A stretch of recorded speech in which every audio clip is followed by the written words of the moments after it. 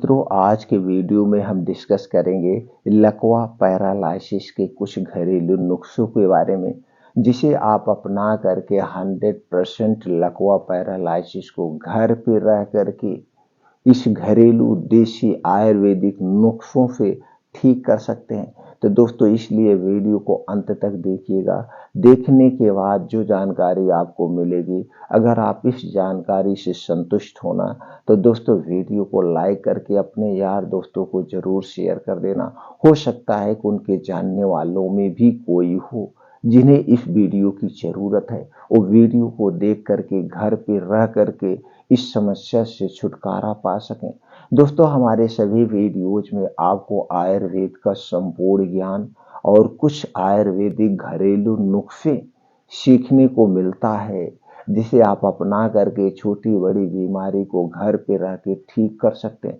तो दोस्तों, हमसे जुड़ने के लिए, हमें भी अपने परिवार का सदस्य अगर आप बनाना चाहते हैं, ये संपूर्ण जानकारी लेना चाहते हैं, तो चैनल को सब्सक्राइब कर लीजिए, बेल आइकॉन का बटन ऑन कर दीजिए, जिससे हर एक वीडियो की नोटिफिकेशन आपको मिलती रहे। तो चलिए दोस्तों, जानते हैं। तो सबसे पहले हम जान लेते हैं दोस्तों, ये लकवा होता क्यों है, लकवा होने के क्या कारण है। दोस्तों, ये लकवा एक प्रकार का नहीं होता, कई प्रकार का होता है। कभी कभी आप देखते होंगे किसी का हल्का सा मुंह एक तरफ तिरछा हो जाता है, तो छोटा सा लकवा है। ये बड़ा ना हो, इसके लिए आपको ध्यान देना होगा। कभी देखते हैं एक पैर अपंग हो जाता है, कभी कभी दिमाग की कोई बड़ी नसें डैमेज हो जाती है, जिसके कारण पूरा शरीर ही अपंग हो जाता है। किसी किसी का दोनों पैर अपंग हो जाता है, किसी का सिर्फ आंख पे ही फर्क पड़ता है। तो दोस्तों, इसके कंडीशन के ऊपर डिपेंड करता है किस कंडीशन में आपका पैरालिसिस है, यानी कि लकवा है, तो उस पर आपको ध्यान देना होगा। अब ये बीमारी हमको होना, ये बीमारी होती क्यों है, उस पे हमें दोस्तों थोड़ा सा प्रकाश डालेंगे। तो चलिए जान लेते हैं क्यों होता है। दोस्तों, अचानक ब्रेन के किसी किसी एरिया में डैमेज हो, यानी खून सप्लाई को लेकर जो डैमेज होता है, लकवा पक्षाघात होने पर रोगी का आधा शरीर संवेदनहीन हो जाता है। पेट में अधिक गैस बनने, मस्तिष्क पर वायु की दबाव पड़ने और हृदय पर वायु का दबाव बढ़ने से शरीर पर वायु का झटका लगता है। स्नायु यानी नाड़ियां शिथिल हो जाती हैं, शरीर का आधा भाग टेढ़ा हो जाता है। लकवा होने के आमतौर पर दो कारण माने जाते हैं। इसमें एक कारण है ब्रेन का डैमेज हो जाना, यानी ब्रेन में जाने वाली ब्लड की पाइप फट जाना, इसका एक कारण है। और दूसरा कारण है इस ब्लड पाइप में कोई कोई ब्लॉक हो जाना, यानी कोई छोटा मोटा ब्लॉक हो जाना। माना जाता है कि ज्यादातर केस पाइप ब्लॉक होने वाले ही होते हैं और अधिकतर लोगों को इस वजह से लकवा आता है। कई रिसर्च में कहा गया है कि 85% लकवा के केस पाइप ब्लॉक होने के कारण ही होते हैं। 85% केस पाइप ब्लॉक के कारण ही होते हैं, होने की वजह से ही होते हैं, जबकि 15% मामले अन्य कारणों से होते हैं। अगर रिस्क फैक्टर की बात करें तो दोस्तों, diabetes, blood pressure, lipid profile बढ़ी है तो इसका खतरा बढ़ जाता है। इसके अलावा जिन लोगों को हार्ट संबंधित कोई भी दिक्कत है और ब्लड का थक्का जमने की दिक्कत रहती है, तो कई बार थक्का धीरे धीरे दिमाग तक पहुंच जाता है और वहां जमा हो जाता है, तो लकवे का कारण बनता है। ऐसे में इन बीमारियों को लकवे का रिस्क फैक्टर माना जाता है। अब दोस्तों, आपके सामने दो कारण आया।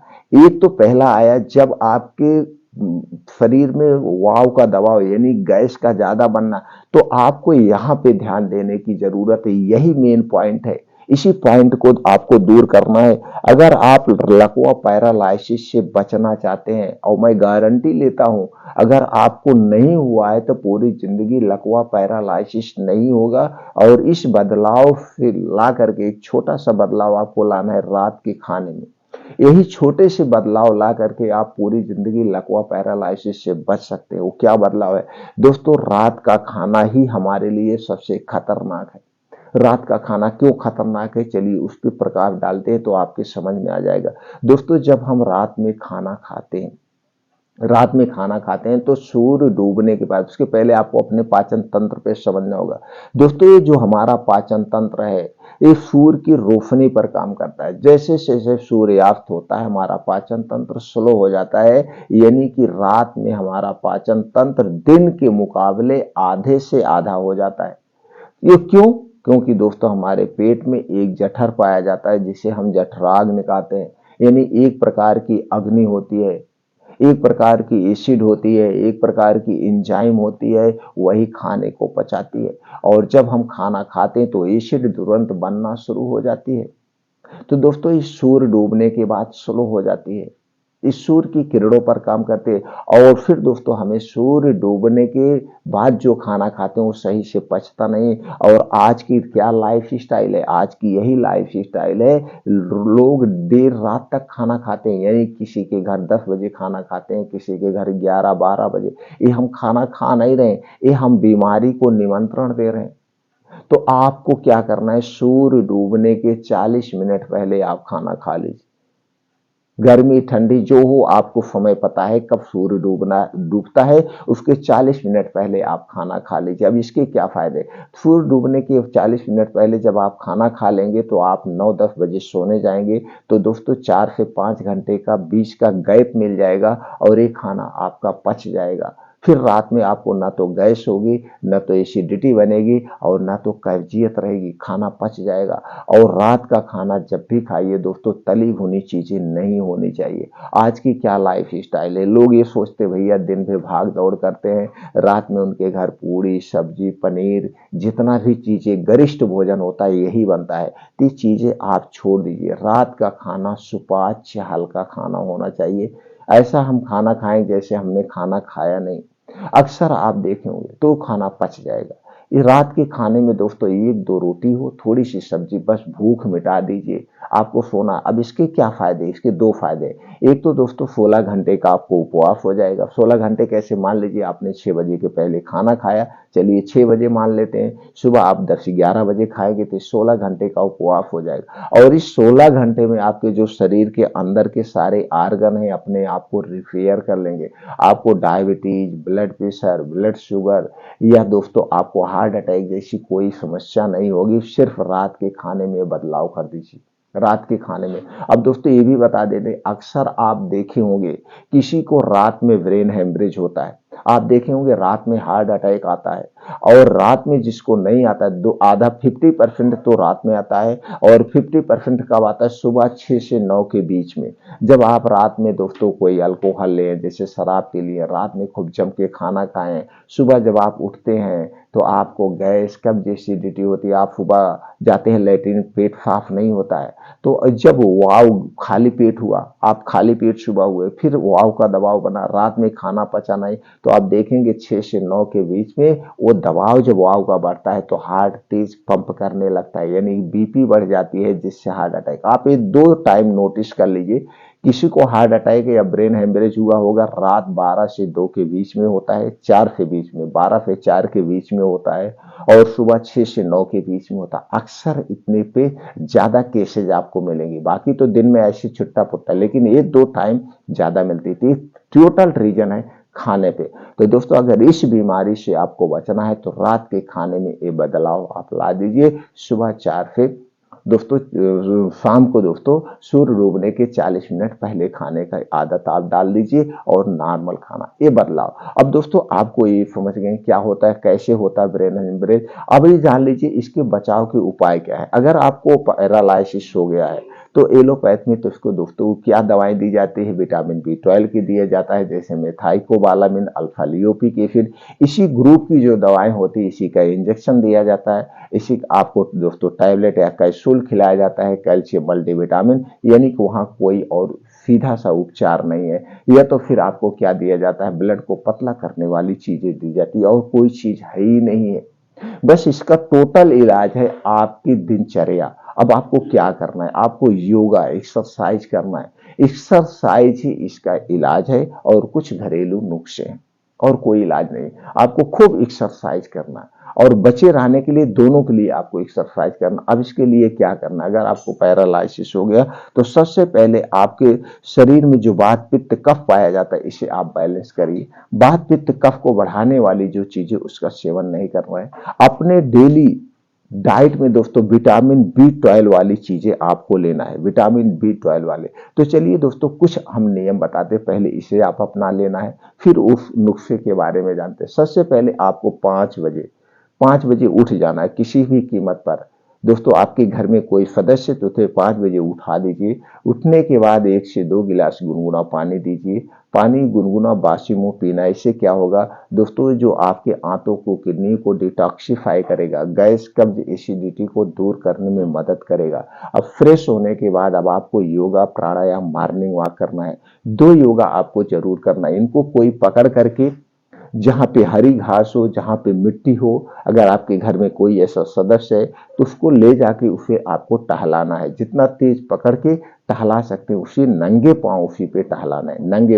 नंगे पांव अगर उस पे टहलने की क्या फायदे दोस्तों, जब नंगे पांव उस पे टहलेंगे तो आप देखेंगे छोटे छोटे कंकड़ है, उबड़ खाबड़ मिट्टी है, तो आप पैर में लगते चुभेगा, एक्यूप्रेशर का काम करेगा। और दोस्तों जो ओस की बूंदे हैं जब पैर में लगती है इससे आंखों की रोशनी तेज होती है। तो नंगे पांव सबसे पहले कहाँ चलना है, मिट्टी पे हरी घास पे चलना है या चलवाना है आपके घर का कोई सदस्य है। अब उसके बाद वहीं बैठ के 2 योगा करना है। पहला योगा है अनुलोम विलोम। अनुलोम विलोम कितनी देर करना है, कम से कम आधे घंटे, कम से कम आधे घंटे आपको करना है, उससे कम नहीं, आधे घंटे अनुलोम विलोम। इसे हम नाड़ी शोधन योगा करते हैं। अगर आप आधे घंटे अनुलोम विलोम कर रहे हैं तो सिर्फ इसी एक योगा से आपका लकवा पैरालाइसिस दोस्तों 28 दिन में रिमूव होना शुरू हो जाएगा। अनुलोम विलोम से। अनुलोम विलोम कैसे करना है, एक नाक से सांस लेना है, दूसरी नाक से छोड़ना है। अगर आपको यूट्यूब पे बहुत सारी वीडियो मिल जाएगी अनुलोम विलोम की। दूसरा है दोस्तों कपाल भात।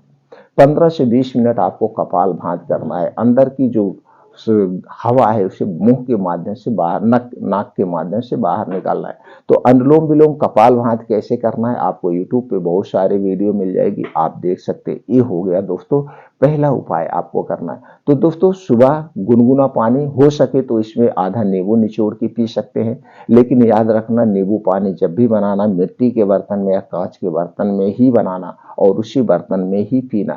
ये हो गया पहला उपाय। जब आपका योगा प्राणायाम मेडिटेशन हो जाए तो आपको लेना है दोस्तों सेब का जूस 250 ग्राम। 250 ग्राम आपको सेब का जूस देना है। ये जूस आप मार्केट से खरीद के नहीं लाएंगे, सेब घर पे खरीद के लाइए और उसका जूस निकाल दीजिए। रोज सुबह खाली पेट आपको 250 ग्राम जूस पीना है।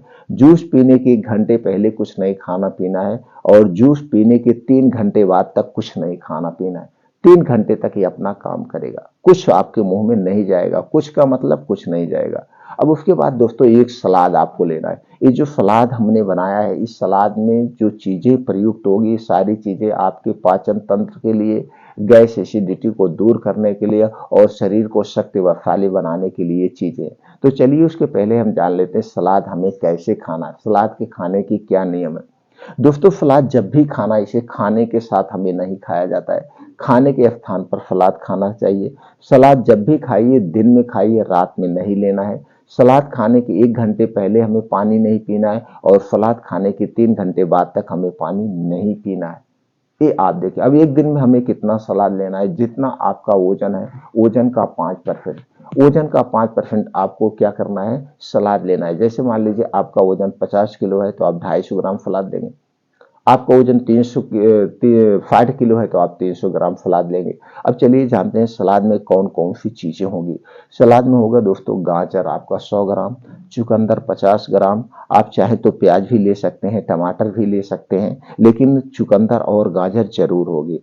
अदरक 3 से 4 इंच का एक टुकड़ा, लहसुन 4 कली लेना है, भुना हुआ जीरा पाउडर आधा चम्मच, काली मिर्च का पाउडर 1 चुटकी लेना है और इसी में लेना है पुदीना की 8 से 10 पत्ती, हरी धनिया की कटी हुई 2 चम्मच पत्ती लेना है और स्वाद के अनुसार काला नमक और सेंधा नमक डाल के ये आपका जूस तैयार हो गया। अगर आपको मुंह में पैरालाइसिस है, आप खा नहीं सकते, कोई बात नहीं, इसका जूस आप निकाल के इसका जूस जो है रोज 1 बार पीना है। दिन में रोज एक बार पीना है। बस जूस पीने में भी वही सावधानी है, जूस पीने के 1 घंटे पहले कुछ नहीं लेना है और जूस पीने के 2.5-3 घंटे बाद तक कुछ नहीं लेना है। तभी क्या करेगा, अगर आपको शुगर भी है, आपको ब्लड प्रेशर भी हाई है, हार्ट अटैक की भी प्रॉब्लम है, कोई समस्या, तो इस सलाद उसमें भी फायदा करेगा। तो इस सलाद लीजिए, सलाद वाला जूस आपको रोज लेना है।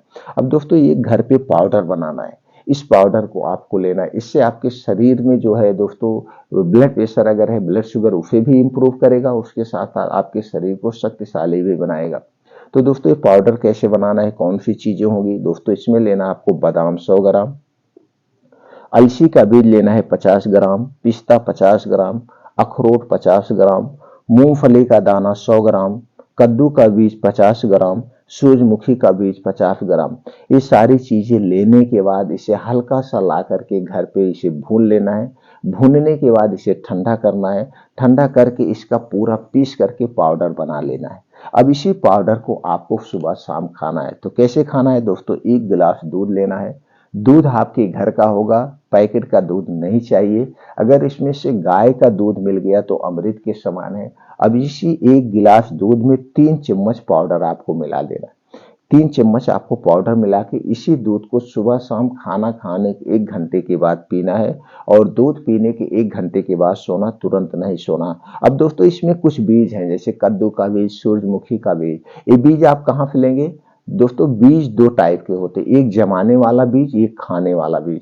तो आपको जमाने वाला बीज नहीं लेना है, आपको खाने वाला बीज लेना है। खाने वाला बीज मिलेगा पंसारी की दुकान पर, ड्राई फ्रूट की दुकान पर, या दोस्तों कुछ किराना वाले भी रखते हैं, वहां से लेना है। अब दोस्तों बादाम खरीदते समय एक सावधानी बरतना है। बादाम 2 टाइप की आती है, एक खट्टी बादाम और एक मीठी बादाम। आपको दोस्तों खट्टी बादाम नहीं लेना है, खट्टी बादाम में साइनाइड टाइप का पॉइजन पाया जाता है, जो आपके स्वास्थ्य के लिए हानिकारक है। जब भी लीजिएगा मीठी बादाम लेना है। तो दोस्तों इस पाउडर का आपको सेवन करना है। अब दोस्तों रात में सोते समय आपको क्या देना है, रात में सोते समय हमें लेना है अश्वगंधा चूर्ण लेना है, आपको 1 चम्मच त्रिफला चूर्ण लेना है, 1 चम्मच, 1 चम्मच त्रिफला चूर्ण, 1 चम्मच आपको अश्वगंधा चूर्ण, ये दोनों चूर्ण ले लीजिए किसी अच्छी कंपनी का।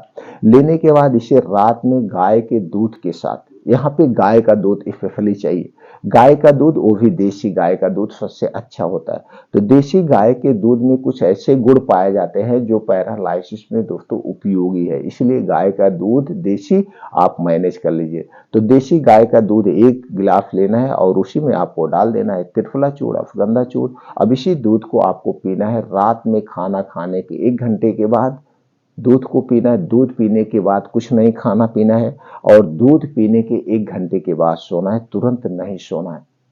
तो दोस्तों इसमें जो अश्वगंधा है ये आपकी जो नसें वीक हो गई उसे इंप्रूव करेगा, और जो त्रिफला चूर्ण है दोस्तों ये गैस, कब्ज, एसिडिटी को दूर करेगा।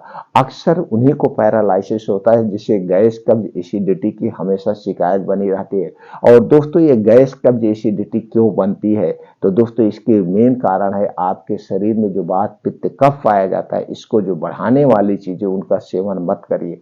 बढ़ाने वाली चीजें कौन सी है, उन्हें आपको नहीं करना है। अब दोस्तों वो भी जान लीजिए, चीनी, चीनी से बनी हुई कोई चीज नहीं लेना है, मैदा, मैदा से बनी हुई कोई चीज नहीं लेना है, रिफाइन किया गया तेल से बना हुआ कोई सामान नहीं लेना, पैकेट बंद, डिब्बा बंद, जंक फूड, फास्ट फूड, धूम्रपान, ये जितनी भी चीजें किससे बनती है, चीनी से, मैदे से, और फिर दोस्तों इसे रिफाइन या डालडे में छाना जाता है। इसमें दोस्तों हमारे स्वाद को बढ़ाने के लिए कुछ बेस डाले जाते हैं, कलरफुल बनाने के लिए आर्टिफिशियल कलर डाला जाता है, और दोस्तों इसे 1 महीने, 2 महीने, 6 महीने, 1 साल तक सुरक्षित रखने के लिए इसमें कुछ प्रिवेंटिव डाले जाते हैं, जो जिसे हम एक प्रकार का जहर कह सकते हैं।